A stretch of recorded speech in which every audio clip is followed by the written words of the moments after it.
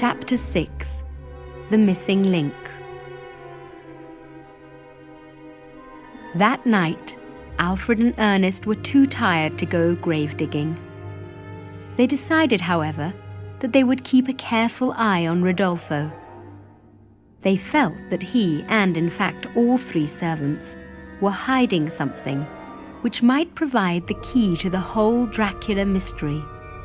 So next morning, they got up early, before the mist had risen, and slipped out into the castle yard to wait for Rodolfo to appear with his tray of food, as they believed he almost certainly would. About 10 feet from the well, Gregory had parked the carriage with the Dracula coat of arms and the head of the vampire bat, painted in gold on the side. They decided that this would be a good place to hide. Ernest looked at his watch. Do you think he's not coming? We've been here for nearly an hour. Perhaps he heard us come out and realized that we're after him. Well, let's give him another 15 minutes. They waited another 15 minutes and were about to give up when they heard the kitchen door slam shut. I think it's him. Sure enough, Rodolfo appeared, carrying the same tray as on the previous day. But instead of stopping at the well, he walked straight to the carriage. Ernest and Alfred began to feel uneasy. However, when he reached the driver's seat, he stopped and laid the tray on it. Then he returned to the well and, using the thick piece of wood as a lever, pushed back the stone. He came back for the tray and, to their surprise, climbed into the well and disappeared. Alfred whistled to himself. I think this is our opportunity. Let's follow him. Alfred reached the well first. He could hear the sound of Rodolfo's boots on the stone steps as he went deeper into the well. At some point, they seemed to just fade away. Alfred looked in, but all he could see was a black hole. I say, I don't fancy getting in there. Looks like the way down to hell. Ernest struck a match and held it over the hole. They could make out spiral steps built on the side of the well. There was nothing to hold on to, and the steps looked wet and slippery. So if either of them fell, he would almost certainly go hurtling down to a sure death. Ernest got into the mouth of the well. Be careful, the steps are all wet and slimy. Step by step they climbed down into the darkness, feeling their way as best they could by leaning against the well wall. Suddenly, Alfred saw Ernest fall. For a moment he thought he had seen the last of his friend, and he expected to hear the fatal splash. Instead, he heard Ernest's voice coming from the well. Then he realized what had happened. There was a large hole in the wall, and Ernest had fallen into it, and was now lying on the floor of what, by the looks of it, was a passageway which led somewhere underground. Are you all right, old chap? Well, just about. I thought I was on my way to meet the Count for a moment. Where the devil are we? Your guess is as good as mine. The home of the vampire bat, I should think. Hold on a tick. I can just make out a dim light at the end there. Ernest got to his feet and felt his way along the passage to a door which was slightly open. Inside they could hear Rodolfo's voice and the grunts of some kind of animal. Ernest pushed the door slightly. There's only one way to find out. Let's go. He opened the door just enough to see what was happening.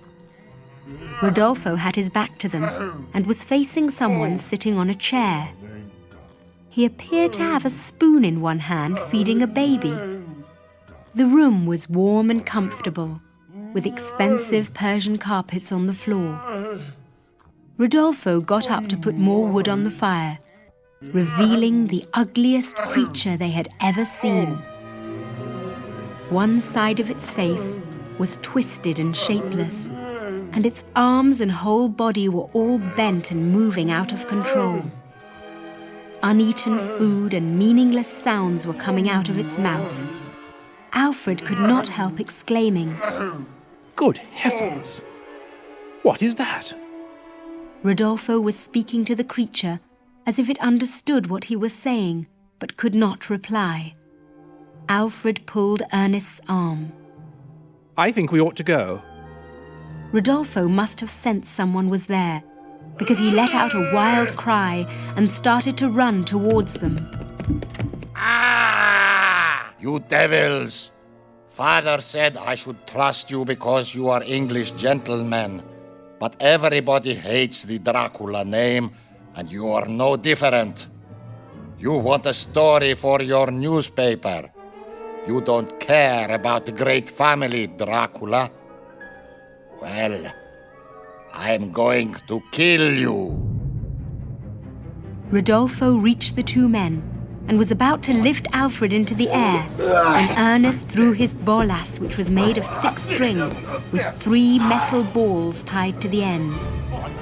The bolas went right around Rodolfo's legs. Alfred was thrown into the air and Rodolfo fell forward onto the floor. Ernest threw the end of a piece of rope to Alfred. Here, grab the end of this and tie him up before he recovers. Bravo, Ernest, old fellow. Where on earth did you learn that little trick? Didn't I tell you I spent 3 months with the rebels in Argentina fighting the dictator? I brought that little fellow back with me. Between the two of them, they managed to tie up the struggling Rodolfo. Ernest was afraid he was going to break the rope, but it soon became clear that it was too strong for him. When they had finally got him under control, Alfred started to speak.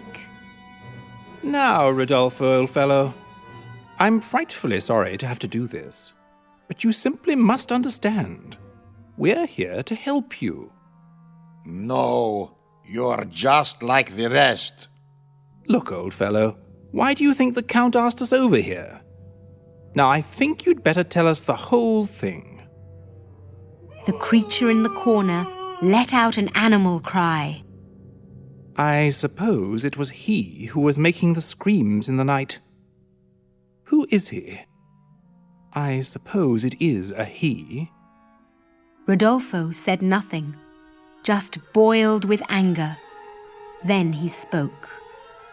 Well, you know now, and I cannot kill you, so I might as well tell you the whole story. That is the Count's son. The Count's son? Yes, he is 45 years old. He should have died, but... Hold on a tick. 45? But the Countess died 45 years ago. You mean that she died giving birth to that gentleman over there? Yes, Radu is the heir to the Dracula estate. He should now be Count Dracula. Radu? That means handsome, doesn't it? Rather ironical. Naturally, the Count did not want the world to know about Radu.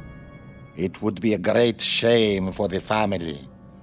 But he felt great guilt for keeping him here in this hole. But Radu doesn't know any better. Well, it looks as if you've let the cat out of the bag, Rodolfo. But don't worry, your secret will be safe with us. I won't even mention it in my article, I promise. Now, one thing puzzles us. Who is this Dr. Magorsky? Dr. Magorsky is an evil man. But the Count was a naive man and trusted him.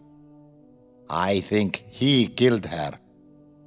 Killed the Countess? By bleeding her. This is what he does to make people better. I see. Fascinating. Oh, and one last little question, old boy, now that we've got you in this, difficult position, so to speak. That was you we saw on the Count's horse the other night, wearing his cloak and hood. Rodolfo was silent. Then, hesitatingly, he replied, No. Are you sure you weren't, sleep riding, old fellow? Because if it wasn't you, I daren't think who it was. Unless it was the Count himself. Now you must trust us. We can work together and sort this whole nasty business out.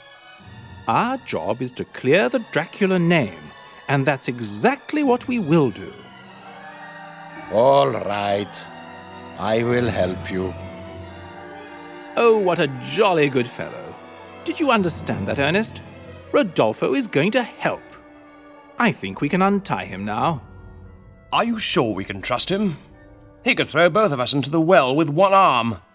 Well, perhaps you'd better keep your little thingy handy, just in case. They first unwound the bolas, and then the ropes from around his arms. He made no attempt to attack them. Alfred sighed with relief.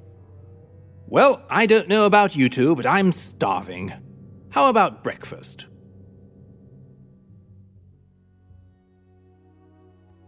When Ernest and Alfred were having breakfast, Alfred was still unsure of the situation. There are still a lot of questions unanswered, aren't there, old boy? I mean, who was that chappie on the horse? Now, we don't believe in ghosts. Or do we? I'm not sure we can trust Rodolfo. He may have been lying, or at least not telling us the whole truth.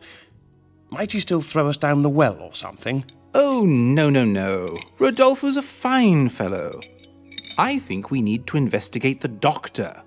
All this bleeding, nasty business.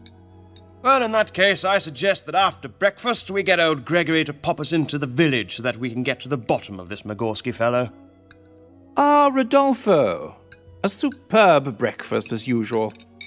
I hope you didn't just accidentally drop a few spoonfuls of cyanide into the coffee.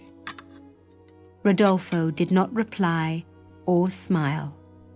Funny about foreigners, they can't take a joke.